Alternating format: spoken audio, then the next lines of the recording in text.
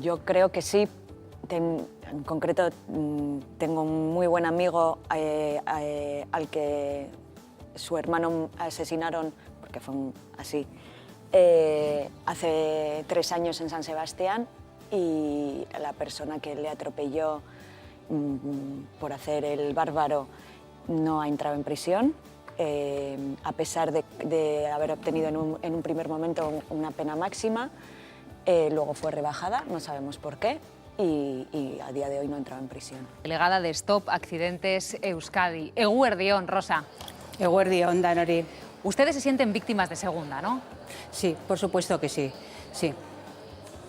Vamos a retrotraernos a una fecha que supongo que para usted recordarla será doloroso. Vamos a ir al 26 de agosto del año 2004, hace 10 años. ¿Qué le sucedió a su hijo Enaitz, Rosa? Bueno, pues nuestro hijo Enaitz, estábamos de vacaciones en un camping de La Rioja y esa noche había estado con sus amigos en un pueblecito de al lado. Y al volver al camping, porque era prudente, volvía por un caminito vecinal. Al incorporarse a la carretera, cuando iba andados unos metros, porque no tenía más que andar unos poquitos metros y entrar al camping, un vehículo venía a una gran velocidad y lo arrolló y le cegó su corta vida. Rosa, cuando ustedes años. hablan de una gran velocidad, se basan en informes periciales que dicen que ese vehículo circulaba a 176 kilómetros por hora. Exacto, teníamos informes periciales de parte, pero también tengo que decir que el ERAT vino y hizo una reconstrucción, con lo cual esto ya era oficial. No es que nosotros quisiéramos decir iba a esta velocidad, se pudo demostrar. Y aún así, a pesar de todo eso, bueno, pues no hubo un proceso judicial. Con lo cual, pues creo que esto añade más dolor todavía a la tragedia, ¿verdad? Porque parece ser que para algunas personas la vida de otros no tiene ningún valor y esto no puede ser. Las víctimas necesitamos justicia y a nosotros nos la negaron. En su caso, Rosa, ¿por qué dice que no hubo un proceso judicial? Bien, bueno, pues porque se decretó un auto de sobreseimiento libre, lo decretó la juez, una juez en ese momento que creo que estaba de sustituta porque era agosto, era vacaciones, y se decretó un auto de sobreseimiento libre que es igual a cosa juzgada, pero sin haberlo juzgado. ¿Y en base a qué? A unos datos. Y resulta que pudimos demostrar que luego estos datos eran erróneos. Entonces, por el mal hacer de la justicia, por un proceso lleno y plagado de despropósitos y mal hecho, nos cerraron la vía judicial a nosotros. Pero ¿no se fijaron en los informes que decían que el vehículo circulaba a esa grandísima velocidad? Es que, en primer lugar, cuando se hizo el atestado de la Guardia Civil, no decía eso.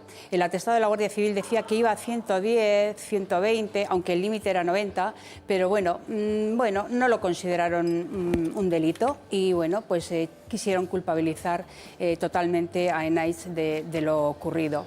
Pero lo que ocurrió posterior fue que, bueno, pues el individuo este en cuestión, ¿no?, quien atropelló a Enaitz, no conforme con que se había ido de rositas y no le había pasado nada, pues año y pico posterior a la muerte de Enaitz tuvo la osadía de denunciarnos porque quería cobrar los desperfectos que el cuerpo de Enaitz le había ocasionado en su vehículo. ¿Cuánto dinero les pedía, Rosa? Pues nos pedía 20.000 euros. 20.000 euros, porque el cuerpo de Enaitz había destrozado su Audi 8. Esto ya es lo que nos indignó de tal manera, porque ya digo, no tuvimos un proceso judicial, porque no tuvimos ni tan siquiera, ¿no?, esa oportunidad. Un proceso plagado de errores, como decía antes. 3 días para recurrir, cuando, bueno, de Durango a La Rioja no había... Era imposible, busca un abogado en 3 días, busca un procurador, hace el recurso, bueno, era imposible. Bueno, total, que no nos cerraron las puertas de la justicia y resulta que cuando este individuo nos denunció, entonces sí que tuvimos que encargar una investigación para poder defendernos de la acusación de esta persona. Y aquí, bueno, es ya cuando intervino el fiscal y entonces sí que él fue quien pidió un informe al ERAT, al cuerpo de élite, a la Guardia Civil, y entonces se pudo demostrar lo mal que había estado hecho el atestado inicial de la Guardia Civil. ¿Tuvieron que pagar al conductor por los daños que decía que le había provocado Enaitz cuando le atropelló? Pues bueno, no tuvimos que pagarle al conductor porque el día que este individuo nos sentó en el banco de los acusados, a nosotros, sus padres, ¿no?, porque quería cobrar este dinero, él no acudió. Pues porque tengo que agradecer que aunque la justicia en su momento no hizo lo que tuvo que hacer, el pueblo, la sociedad, todo el mundo se volcó en apoyo, ¿no?, a nosotros. Y bueno, ese día en Haro fue un clamor y vamos, este individuo ni apareció, porque yo estoy segura que si ese día aparece en este juicio había sido linchado por sus propios vecinos de su propio pueblo, porque, en fin, todo el mundo conoce el bagaje de esta persona, de este individuo, y la gente estaba muy indignada. Entonces, como él no se presentó, bueno, pues la juez declaró, pues no se celebró el juicio y nada, y no tuvimos que pagar la reclamación que este individuo nos hacía. Rosa, sí, adelante, sí, discúlpeme. Sí, pero lo que quiero decir es que este individuo se fue de rositas, jamás en su historial consta que ha matado a una persona y lo hizo y mató a Enaich por su negligencia, por su exceso de velocidad, porque, bueno, en fin, la prueba de la alcoholemia se le hicieron 1 hora y pico después, pero aparte de alcohol, y que dio, aparte de alcohol, también llevaba otras sustancias en el cuerpo. Y bueno, se fue de rositas y como hubo un mal proceso, este individuo, si ahora vuelve a cometer otra atrocidad, en su historial no constará que antes ha matado a nadie. Y bueno, y como la ley es tan benévola en todos estos casos, bueno, pues ya sabemos todos que si te echan 2 años de prisión, ¿no?, por haber hecho cualquier imprudencia, por haber cometido cualquier barbarie, y si no eres reincidente, si en tu historial no consta que has atropellado ni matado a nadie, pues bueno, pues tampoco entraría en prisión, pues porque como este hombre está limpio, y esto es una gran injusticia. Rosa, ¿ustedes por qué denuncian que la reforma del Código Penal va a permitir que matar en la carretera salga más barato? Bien, bueno, pues porque es algo que está ahí sobre la mesa. Afortunadamente el anterior ministro de Justicia ya no está, porque la verdad es que más que de justicia era de injusticia. Era una reforma sobre la que se está trabajando y nos tememos que se quieran despenalizar las faltas. Y esto, bueno, pues sería una barbarie, porque lo que no puede ser es que una muerte en la carretera pasar a ser una simple falta administrativa, ¿no? Eso es un despropósito, eso no puede ser. Siempre y cuando hay un fallecido, en la vía penal tiene que estar abierta. Si luego no es culpable la persona que ha atropellado y matado, bueno, pues ya está, se demostrará y no pasará nada.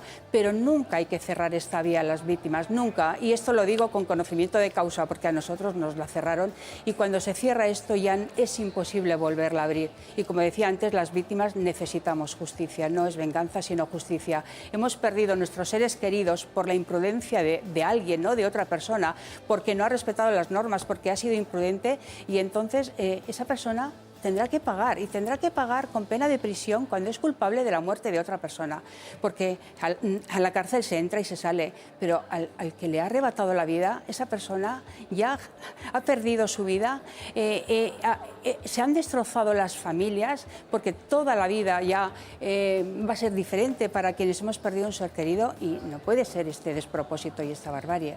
Rosa, ¿y usted teme que con las tasas nuevas de la justicia que ha impuesto el ministro Ruiz Gallardón haya familias que se lo piensen 2 veces o incluso que renuncien a recurrir a la justicia para denunciar un atropello, en fin, porque sale caro ir a la justicia, a buscar justicia para un ser querido atropellado en la carretera? Pues por supuesto que sí, totalmente, lo puedo confirmar. Es cierto esto, cuando una persona tiene que pagar unas tasas y no sabe cuál va a ser la resolución y no tiene recursos económicos, a mí ya me han llegado casos de que es que no se atreven a emprender esta vía porque temen perder, y si temen perder por cómo funciona la justicia en este país, la verdad. Y claro, y si no tienen recursos económicos, ¿cómo van a poder emprender esta vía? Eso es una barbarie, y desde luego la justicia tendría que ser algo gratuito para todas las víctimas, porque una vez más se cierran las puertas a las personas con menos recursos. Y la verdad es que todo aquel que tiene dinero puede comprar y puede pagar muchas cosas, pero el pobre que no tiene es quien más necesita, y a estas personas hay que ayudarlas. Y por supuesto esto sería una barbarie, el tema de las tasas, aunque bueno, he oído que es posible que quizás en esto retrocedan y puede ser que a lo mejor no llegue a ocurrir. Quiero incorporar a esta conversación a Maitasun Urquiza. Eguerdión, Maitasun. Eguerdión. Usted perdió a su marido, a Jaime, hace 1 año y medio en un atropello, ¿no? Sí. ¿Qué sucedió, Maitasun? Pues él salió a las 9 de la mañana de casa para ir a dar una vuelta y me dijo: si quieres algo me llamas al móvil. Y este fue a dar una vuelta y resulta que yo vine a las 3 de la tarde a casa y no estaba en casa. Entonces vi la pantalla de la televisión un zapato que se parecía al zapato de él. Entonces ya me mosqueé y dije, a este le ha pasado algo. Y a eso de las 6 de la tarde o así nos enteramos que un camión la había atropellado y la había matado. El conductor del camión era un chico joven, si no me equivoco, Maitasun tenía 35 años, sí, de ¿no? unos 35 años, así. ¿Dio positivo en el control por drogas? Sí, dio positivo por drogas por mucho, además, porque si el mínimo era 150, él dio 316 en drogas, exactamente en cocaína. El atropello fue por la mañana, se produjo por la mañana, ¿no? Sí, según me contaron a mí, sobre las 11:30 de la mañana o así. Es decir, a las 11:30, este chico de 35 años dio positivo por drogas por mucho, en un nivel mucho más alto, en fin, del que permite la ley. Yo no sé si en algún momento se puso en contacto con ustedes, Maitasun. En ningún momento se ha puesto en contacto con nosotros. Ni él ni nadie de su familia. ¿En qué punto está ahora la investigación judicial? Pues ahora mismo se supone que el mes que viene tenemos el juicio porque ya se ha atrasado 3 veces, o sea, 2 veces, y suponemos que el mes que viene va a salir el juicio. ¿A qué pena se enfrenta este camionero? Hombre, pues se supone que a la pena máxima, que es de 4 años. ¿A usted le parece que esa pena máxima no es tan máxima? No, a mí no me parece correcta. A día de hoy, poca sí. pena. Maitasun, discúlpeme, ¿a día de hoy ustedes tienen información de que este chico sigue conduciendo un camión? A día de hoy tenemos constancia de que este chico sigue trabajando con el camión, no le han retirado el carnet, o sea, sigue haciendo una vida normal. ¿Ustedes se sienten víctimas de segunda, Maitasun? Pues sí, porque a este chico, como digo yo, no se le ha cortado la vida en nada. O sea, a este chico es como si no le hubiese pasado nada. Sigue trabajando, lleva una vida normal, mientras que ha destrozado una familia. Maitasun Urquiza, muchas gracias por habernos acompañado y un gran abrazo. Gracias a vosotros. Gero Arte. Es que, claro, lo que nos está planteando Maitasun es que no ha pasado nada, no se ha celebrado el juicio y, claro, en este caso, el camionero, que además dio positivo por drogas, es que realmente sigue conduciendo. Rosa, ¿esto es un caso habitual en los accidentes que ustedes investigan desde la asociación? Sí, es así. Mientras no haya un juicio, se supone que bueno, la presunción de inocencia no es lo que prevalece, y mientras no se haya declarado culpable, pues esta persona está en la calle, está conduciendo, y es que esto no puede ser, esto es un despropósito. Yo tengo que decir que bueno, mucho ánimo a Maitasun, yo la conozco personalmente, también conocí a Jaime, su marido. Y la verdad es que era una persona llena de vida, una persona deportista, amante de la bicicleta, y bueno, pues ahí dejó su vida en la carretera. Y bueno, pues después de haber perdido la vida, pues ahora a lo que se enfrenta la familia, ¿no? Este proceso que no acaba de llegar, porque bueno, pues por diferentes motivos se ha demorado, iba a ser en julio, después se ha retrasado, ahora parece que va a ser el mes de noviembre. Y claro, y es lo que dice ella, es que yo le tengo que ver conduciendo, le tengo que ver en la calle, y es que esto no puede ser. Rosa, y además añadía Maitasun que es que, como mucho, la pena máxima a la que se enfrenta este camionero es de 4 años de prisión, que ya nos decía Vanessa, le condenan a uno determinados años, le rebajan la pena y ni tan siquiera tienen que entrar en la cárcel. ¿Usted cree que hay que endurecer la ley? Por supuesto, es que eso es algo de lo que estos pacientes, por lo que está luchando hace mucho tiempo. Primero, la pena máxima que se puede pedir son 4 años, pero posiblemente, que dudo mucho que dicten una sentencia, pues eso, solicitando este periodo de tiempo de ingreso en prisión. Aunque le dicten, es que no cumpliría ni un año posiblemente, pues porque luego hay muchas medidas, premios, tal. Bueno, el caso es que a veces cumplen meses de prisión y salen a la calle. Y esto no puede ser. Rosa, y luego también nos hemos fijado en un detalle, dice, adelantar a un ciclista con riesgo supone perder 4 puntos del carnet. No sé si a usted le parece mucho o poco. Pues me parece muy poco porque están poniendo en riesgo la vida del ciclista y eso debería estar bastante más castigado, por supuesto que sí. ¿Es posible una convivencia entre ciclistas y conductores? Porque a día de hoy, con casos como este, muchas veces parece una misión imposible y quizás es más sencillo si mantenemos siempre los límites del respeto claros, que esa convivencia en las carreteras sí se pueda producir, ¿no? Hombre, pues debería de producirse, porque como yo siempre digo, la carretera es de todos y todos tenemos derecho a utilizarla, ¿verdad?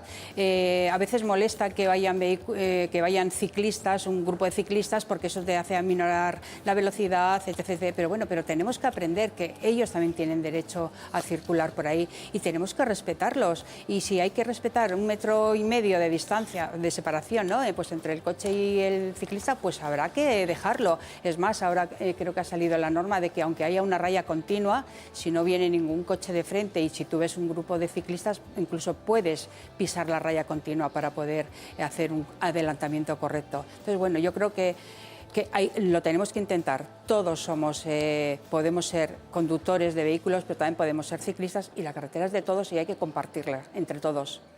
Rosa Trinidad, muchísimas gracias por habernos acompañado.